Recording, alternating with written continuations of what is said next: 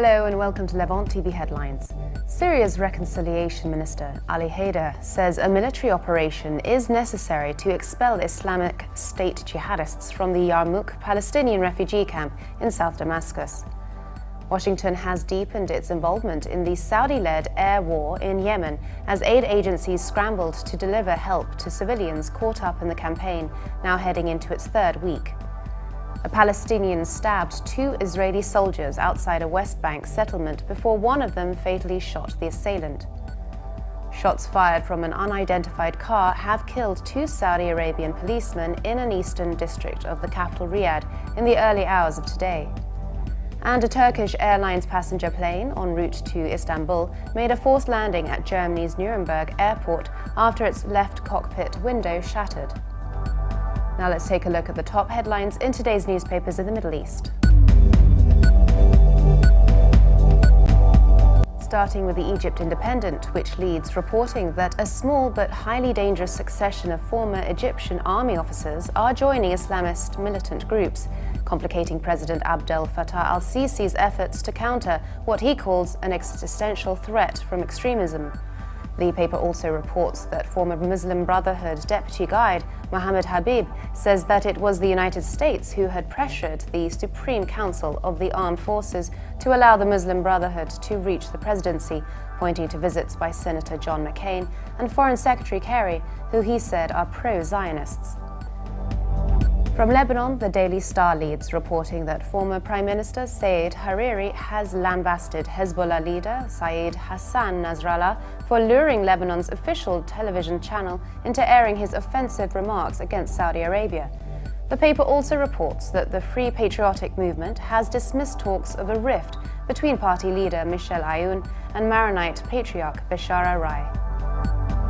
From the UAE, the Khalij Times leads, reporting that Pakistani Prime Minister Nawaz Sharif told a special parliamentary debate on Yemen that Pakistan is not in a hurry to decide whether to join the Saudi-led coalition against rebels, and diplomatic efforts planned for the coming days with Iran and Turkey would yield results. The paper also reports that a robot will soon be replanting hair for those who have lost their crowning glory in their march to baldness, the first such kind of machine to be introduced in Dubai. Now let's take a look at the top Middle East headlines from the UK papers.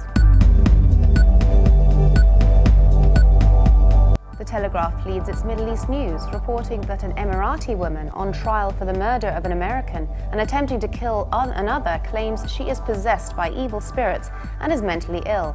al-Hashemi asked a state security court to provide her with psychological help, saying she had unreal visions and would see ghost-like people due to a chronic mental illness she claims to suffer from.